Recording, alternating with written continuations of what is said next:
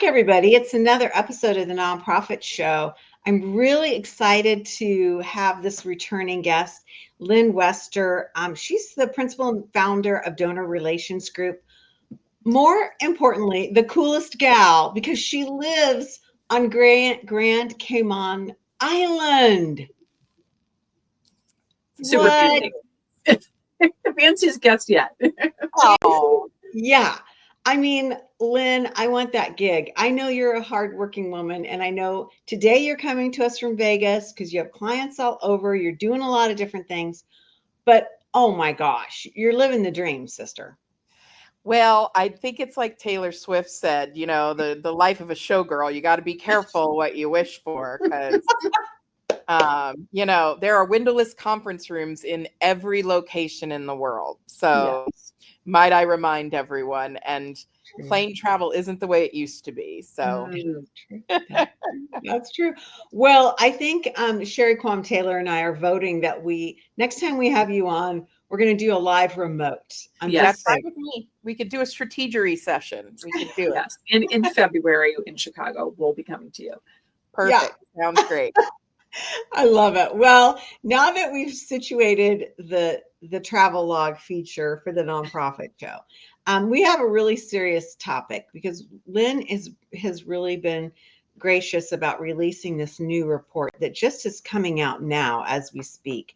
And so it's going to be really cool to learn about the data and the information that she and her team have collected. It's so important for us to understand and really dig into this. We get to dig into things each and every day because we have these amazing partners, and they include Bloomerang, American Nonprofit Academy, Staffing Boutique, Holdings Nonprofit Banking, Interim Executives Academy, Your Part-Time Controller, Fundraisers Friday, and JMT Consulting. As I mentioned, I'm Julia C. Patrick, CEO of the American Nonprofit Academy, based in little old Phoenix, and Sherry Quam Taylor of Quam Taylor in little old Chicago. Boy, I feel like a frump. Like, no excitement. We got to dial it up. We do have to dial it up. Well, I'm honored to be sharing this space. I also want to mention the Architecture of Fundraising is now out. This is a book that I co-authored with one of our other co-hosts, Tony Bell. And it's a really interesting look at how we can all navigate the process of being professional fundraisers. The queen bee of all this is Lynne Wester. She's the principal and founder of Donor Relations Group, and you can find more about Lynn and her amazing team at donorrelations.com. Welcome back, my friend. It's been a minute. I'm so excited to be here among great company, talking about wonderful things and having an audience of just dedicated fundraising professionals. That's what it's all about. It really is. Well, we were bragging on you about your amazing place of business. Okay. But business is business. What do you all do? Well, we have the good fortune of helping all kinds of nonprofits, small, large, in between. Half of our business is training and education. We train boards, we train staff, we train academics on the art of fundraising and donor relations. And then half of our business is in consulting when opportunity arises, when you need someone to think about your donor experience.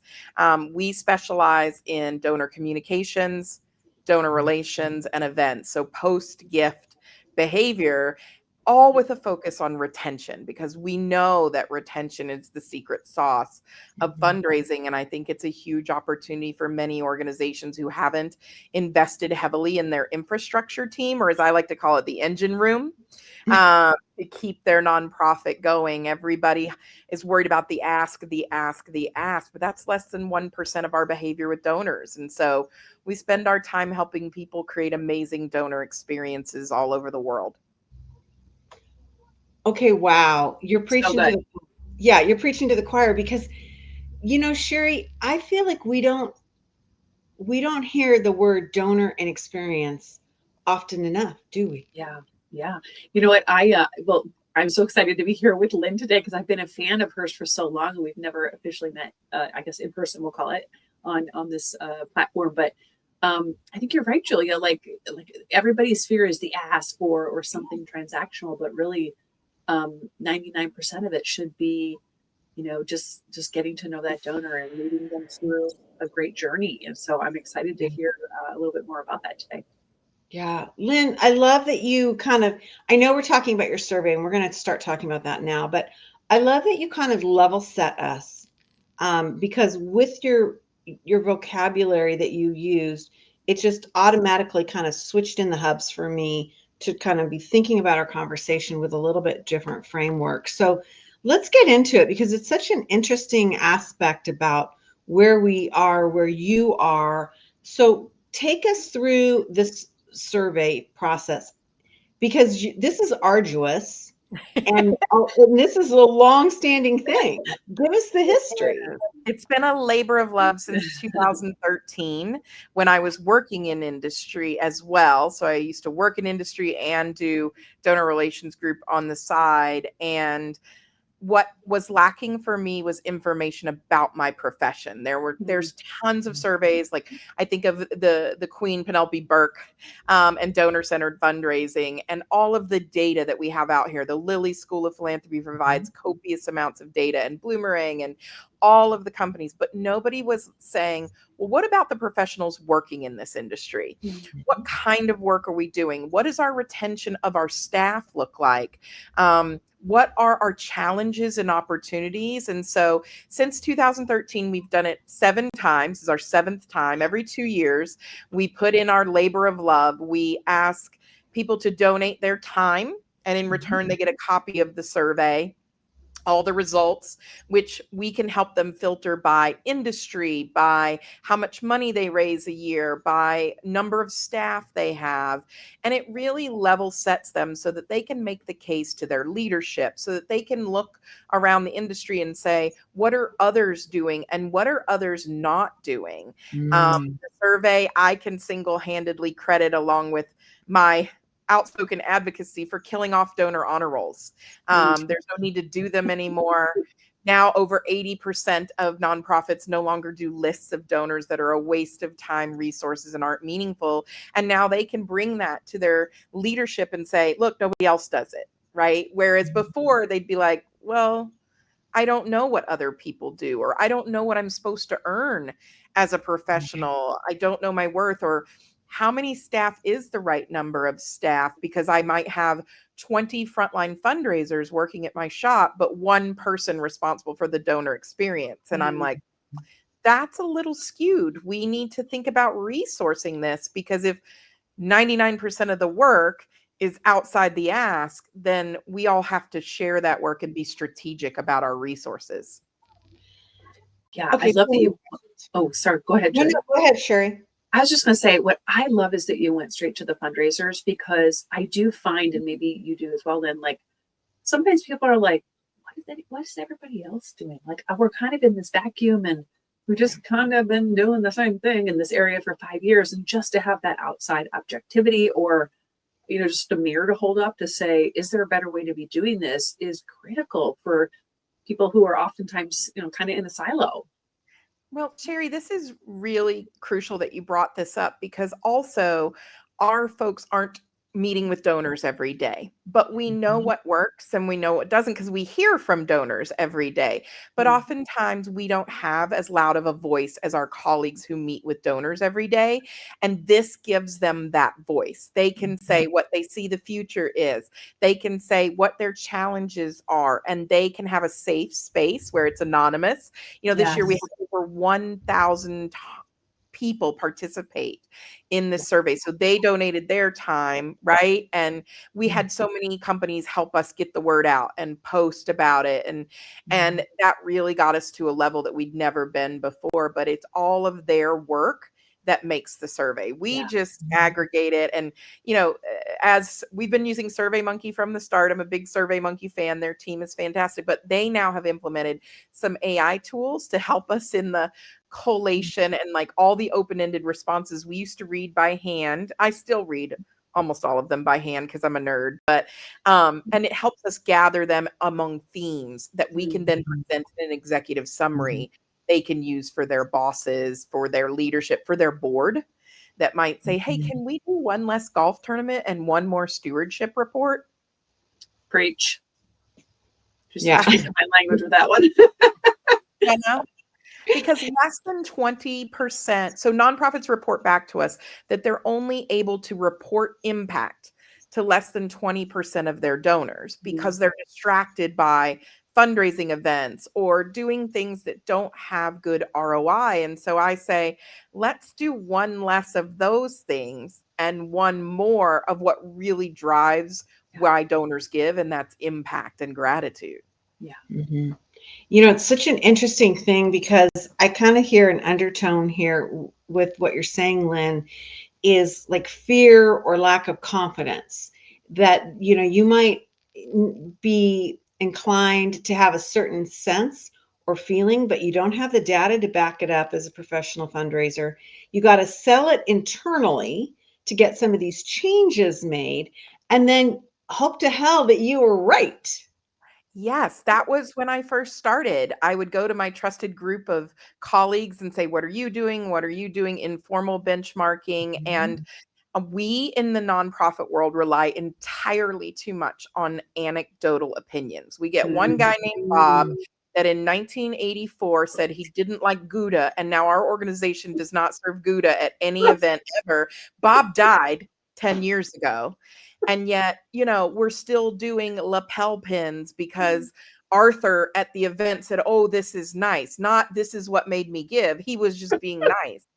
And we do have those gut feelings that you just mentioned. And we're like, what are we doing here? And why do I have 3 master's degrees and 20 years of experience? And they're making me write a certificate for someone who's going to they're not going to be buried with it. They're going to throw it away. Right. And we do that based on anecdotal evidence of one loud mouthed vocal supporter who we are very grateful for. However, they have an opinion on everything rather than fact-based empirical evidence of a strategic, donor relations is strategic. It's not just thank yous and nice to haves and I think that's something that I have helped really bring to the industry is this internal PR that, okay, and we saw that during COVID. We saw that during the economic downturn of 2008. Those nonprofits that took care of their donors, that cared for them as human beings, raised 2 times more money than those that just kept banging the ask pinata over and over again. And that's why we struggle with retention, because we focus on the ask and not the innate and internal value that retaining a donor is 5 to 7 times cheaper than getting a new one. And donor relations staff tend to spend 4 to 9 years in each job versus our fundraising frontline staff that spend 16 months in a job. Yeah. Okay. So much to unpack. So much to unpack. I could listen to you at the start of every day because it's what you're saying, I feel is what, and to go back, we kind of already said this. I feel like a lot of us have this sense, right? We're like, yeah, this is what's out there, but we don't know how to rally the troops necessarily. It's a communication issue. And then, of course, as we mentioned earlier, it's confidence as well. Talk to us with all your wisdom. You have been doing this survey now 7 times through some pretty stunning economic, sociological, political times, right, of change. This year, what were some of your big surprises that you thought you knew, or did it really just fall in line with everything you expected? I think there are a few key things that stand out to me. First is that a lot of donor relations departments have lists of tasks, but they don't have a strategic plan. And if you don't have a plan, you're going to be open to seagulling, which is fly in, drop, and leave. And you have to have a plan because the fundraising side has a plan. So I think we need to be more strategic and less reactive. So that's number 1. Number 2, this year we finally asked questions about AI because AI came about in the last years. It was shocking to me the number of people using AI without an AI policy or safeguards for their organization. So I am privileged and empowered that we work in a lovely world of donor confidentiality. We just have seen this week that Penn's database and Princeton's database of donors in some way or another were compromised. That's not to throw stones. That is to say, we are dealing with the most sensitive information. And some people are responsible using artificial intelligence, or as I call it, assistive intelligence. But not have an organization-wide policy quite scares me, because how are we protecting our donors according to the Donor Bill of Rights?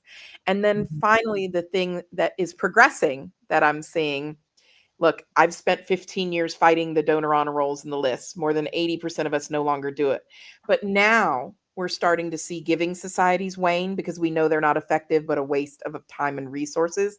And people are starting to split the receipt and the acknowledgement more and more. The receipt being, here's how much you gave, here's where it went, here's your tax information, and nice thank you language. But that an acknowledgement is a separate one of those 7 touches that we're trying to get to. And you never put in an acknowledgement a dollar amount. You would never say, dear grandma, thank you so much for my Cabbage Patch doll, valued at $49.99. And I'm like, stop being like, stop saying to me, and I hear this all over the world, well, that would be an extra stamp or an extra communication to send a thank you to a donor. And I say, well, if they're not worth a stamp, then you don't deserve the gift. Yes. So thank you. It's not an event update. It's not a time to put IRS or CRA language or any other tax authority in the world. It is the time for you to thank a generous human being for being generous, so they'll do it again. And we keep coming from this scarcity mindset of, well, I don't have enough money to send both a receipt and a thank you, or the worst, the THASK, which is a word I invented, where they put an envelope, a return envelope, the thank you. I hate that. Can you imagine? Dear grandma, thanks for my Cabbage Patch doll for my birthday. But by the way, Christmas is coming and Rainbow Bright looks really good. Your grandmother would never. But we're like, oh, well, we don't have enough money to do mailings. Oh, well, then you don't deserve the donors. Like, and so those are the 3 insights. One would be guardrails around AI and its responsible usage when it comes to donors. The second would be really thinking deeply about stewardship and the impact of telling people what their money did. And then the third is, it's gratitude. AI can't write gratitude. A human being can sit down with a text, a video, a piece of paper, and a note. It doesn't need to, but that our donors are owed it and deserved it, because they're being good, generous humans. And actually, the practice of gratitude, just like the practice of generosity, helps us live longer. It gives us a dose of serotonin and dopamine. So, hey, and it's the number one thing I train boards to do, rather than, I don't need you to ask as a board member, but I'll have your 5 handwritten notes to loyal donors. Yes. Right. Wow. Right. Yeah, I feel like, Lynn, some of the stewardship or the thanking, acknowledging, it's just another symptom of like the scarcity, mindset that the sector has had for way too long. Of, I can't afford 2 stamps. It's like, well, yeah, you can. Or I mean, it's just not true. It's not true. Just like donor fatigue, it's a myth. Yes. Donor fatigue comes from bad fundraising practices. So does poor retention. And so, Sherry, I love that you point that out, because again, I understand, and I'm not asking you to send them, a bucket of confetti and 2 singers, a gold watch. Yeah. But I think if you can't afford a stamp, or you feel that the donors at any amount aren't worth it, then maybe we don't deserve the generosity. And the scarcity mindset, donors can feel it. It's called desperation. They feel it. And we're in a relationship-based industry. Gratitude is part of a relationship. Listening is part of a relationship. I think, Julia, if you ask me another one that's been a constant theme outside of not having a strategic plan, not asking donors for their opinion. I can't tell you how many times brands, and I benchmark on for-profit brands because they have the money and the talent and the resources, right? Every week I get a survey from a for-profit brand. But when we survey our fundraising professionals, hey, have you asked your donors their opinion? What if they don't like us? I'm like, they're your donors. They already like you. If you don't ask them for their feedback, you're going to continue to go off Bob, who doesn't like Gouda and hasn't since he was born. And now you look like a fool. Yes. Right. So Right. it's an opportunity to showcase those and say, instead of shame on you for not doing it, I don't want to shame nonprofit professionals. We're working hard. We're doing the best we can with limited time, effort, resources, technology. Right. Gratitude doesn't cost a lot. Yes. Asking a donor for their feedback, SurveyMonkey's $28. Like, and a thank you postcard, really Mhm. cheap. So we Yeah. have it. We just have to prioritize it and resource it. And that's my hope, that this survey goes out to leaders and they go, so you're saying to me that if I resource this properly, I will raise 10 times more money and keep 7 times more donors. And I will say, yep, Mhm. every for-profit business understands that. Yes. Mhm. I love that you kind of give us permission and confidence, and it's logical at the same time, to take us out of the emotional aspect of fear. And as you started from the very get-go of today's show, the ask, the ask, the ask, and to kind of pivot on that to say, what is it? What's that journey look like? So let's talk about the sector that you've been such a tremendous leader and such a fierce champion of. Where do you see development teams having issues? Because a lot's gone on since you started the survey. A lot is going on, and a lot will continue to go on.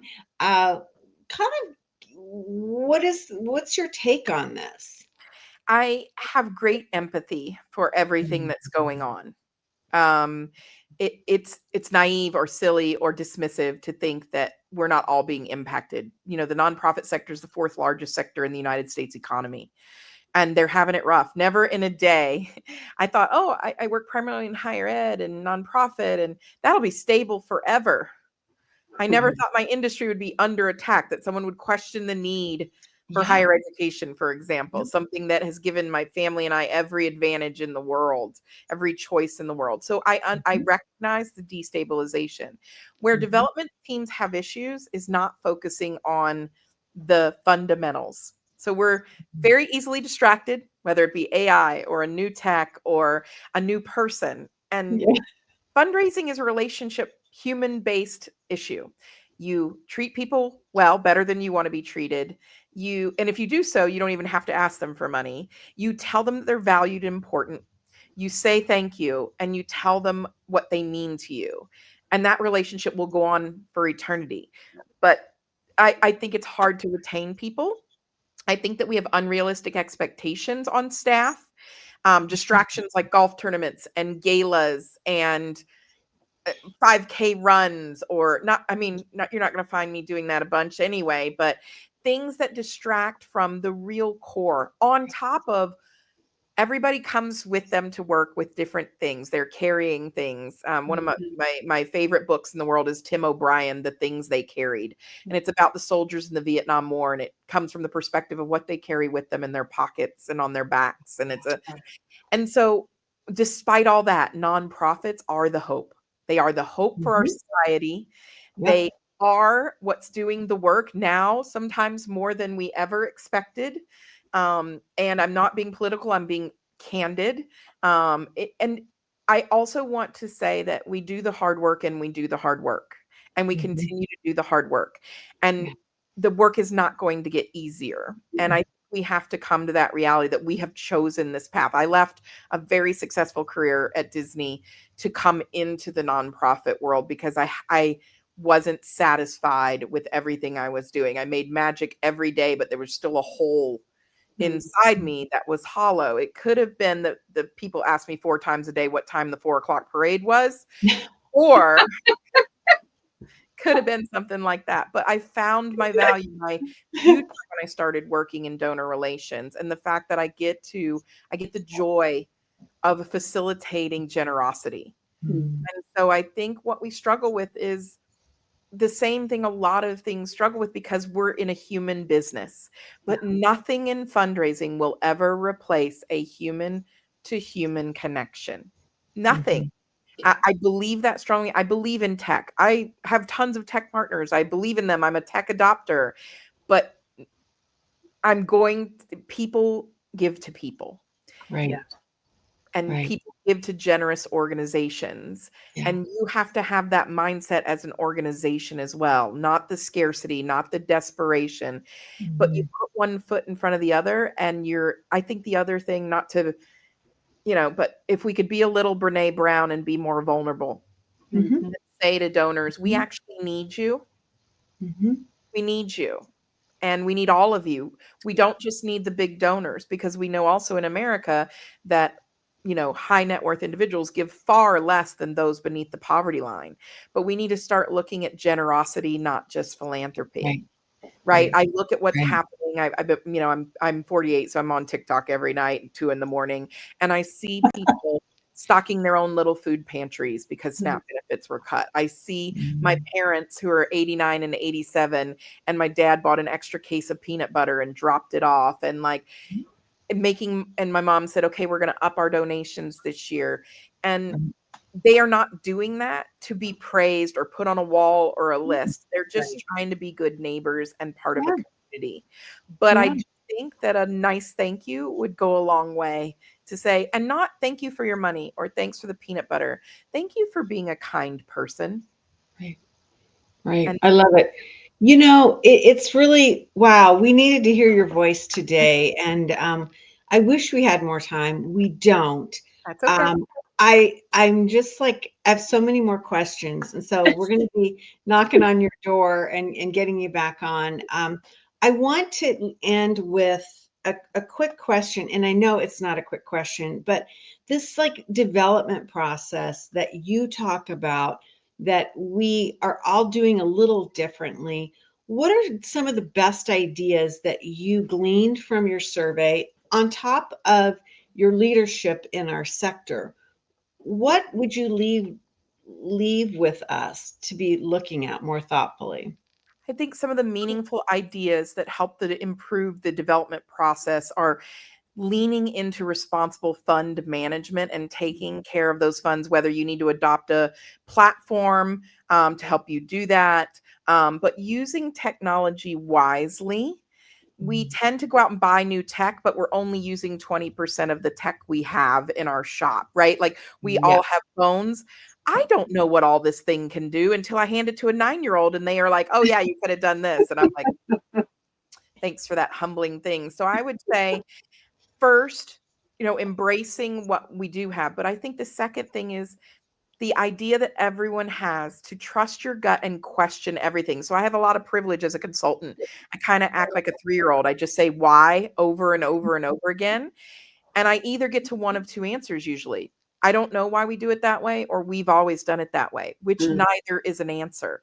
So have some gumption, and feel free to improve your development process by questioning your development Yeah. process. The way I communicate in 2025 and the way I communicated in 2021 are different. Right. I love that you said that. I love that you said that. Well, this has been a magical episode. I know So good. Sherry and I have just been like, yeah, yeah, Love it. yeah. I love We've it. been We're right up there drinking. on the soapbox with you. Yeah. I mean, we've been Love it. drinking the Kool-Aid. Lynn Wester, what an amazing human being. Um, just such an exciting voice in our sector. We've waited far too long to have you back on the Nonprofit Show. Lynn, we're gonna rally the troops and get you back on for some more of your insights. You can learn more about Lynn and her team from Donor Relations Group at donorrelations.com. And there you can meet all of her staff and all the different things that they're doing. And more importantly, as of this week, you can get access to this amazing study because it's really important to have this information. And we could never do this ourselves. I mean, this is a thing to get Lynn and her team to go out and gather all this, get more than 1,000 professionals involved is just remarkable. Yes. So Thank you. I can't, suggest that enough. I think it's just really, really important. What a fun thing, Lynn. I really appreciate it. I know we were teasing you about being the bon vivant woman, that you were in Hawaii last week. You're from Grand Cayman, and now you're in Vegas doing work. I know you're a hardworking woman, but wow, it sure looks glamorous to me at this Well, point in my life. You know, there, like I said, windowless conference rooms everywhere, but those windowless conference rooms are filled with the most amazing fundraising professionals. Yeah. And that's what keeps you going when your flight is delayed, or, you know, you haven't eaten in 8 hours because they forgot to cater the flight, or the hotel is really not that great. And so what keeps me going, and the reason we do this survey, is all the people who participate. They need a voice, and they need our voices. And, you know, maybe next time on our show, we can talk about the GoFundMe debacle that we fought against. And I helped take them down a notch and help them realize the power of our industry, because we do have voices and we need each other. And Correct. so for those of you struggling, I want to also say, it's okay to struggle. I myself have struggled. It's why I live on an island, and I want to make it a safe space to reach out to any of us at any time. We're all just human beings, just trying to make a difference, just like our donors. So we have way more in common than we do not in common. And so I want to remind people of that. I love it. Well, that's a beautiful way to end. And that's really valiant. I love the way you said those things, because that reflects our sector so beautifully.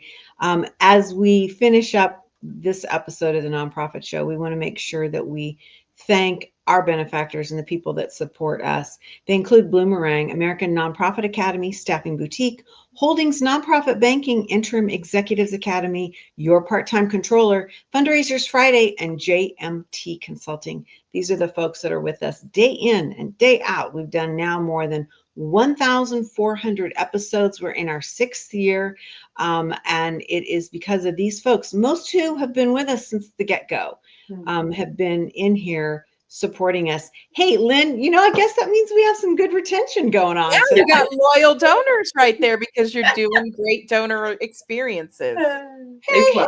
Hey, plus, Julia. I could do better. I'm going to do better. As we end each and every episode, we leave with this message. And, you know, sometimes I think it's not a message of hope, but today, after talking with Sherry and Lynn, I'm very hopeful, and I'm embracing the positive side of things so much more than maybe sometimes we do.